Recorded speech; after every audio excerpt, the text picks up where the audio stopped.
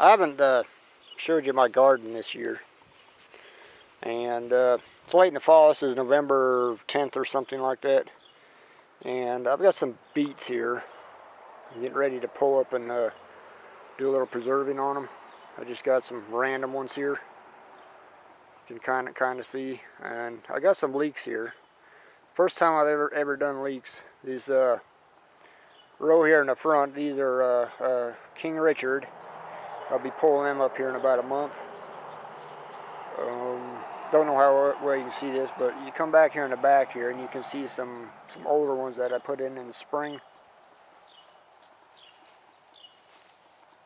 That one there has got a big heavy stalk on it. And I just put these in here in the late summer. These down here, I'm going to try to overwinter them to see if they'll make it. I forget what kind they are. They're giant something.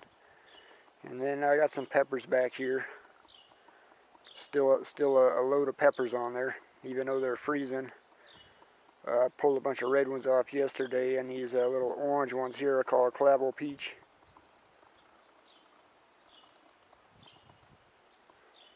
And some people told me that them are the hottest damn thing they've ever eaten in their life. And yeah, they're pretty warm.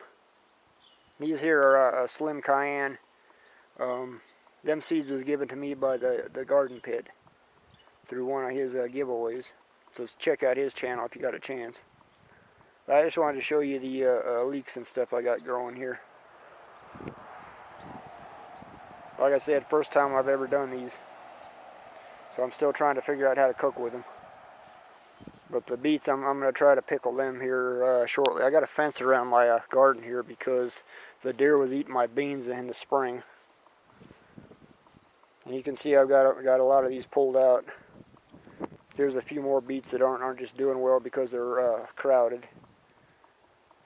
My spot here, I forget the measurements. It's like 10 by 12 or something like that. And I live in a mobile home park, so there's not a lot I can do.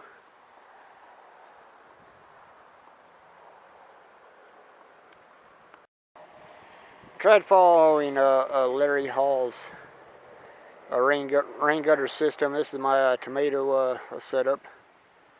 Just got some tall cages sitting on top of one of them little kiddie pools in these large grow bags. I think they're called root pouch, and I forget what gallon size. I think they're 7.5 gallon. 1 cubic foot, that sort of thing.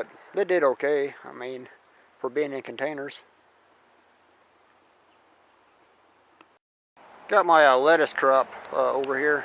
I'm not doing a lot this year. Last year I had way too much. And these little green pots right here is called Green Ice, and I'm really fond of those. It's just a good tasting lettuce. It tolerates a light frost. And I got some here that's bolted. I forgot what kind that is. It's got 4 seasons. I usually put a piece of tape on my pot to remind me what they are, and sometimes I put the date on them when I transplant them. That's just how I do things. And I've got these other little half a gallon grow bags, and I can put 4 of them in one of these wash pans. This particular one right here, I had under my grow lights all summer, and I wasn't doing well, and I come out and I put these in the grow bags with new dirt. And I put new dirt in this one. It's also Green Ice. I believe this one over here is Simpson or Simpson Elite. I can't remember.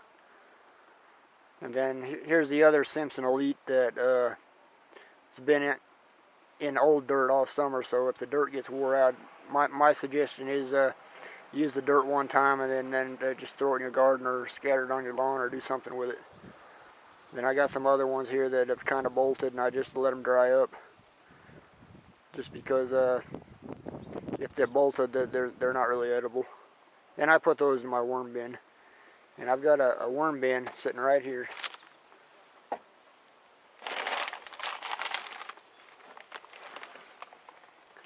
It's a tower system.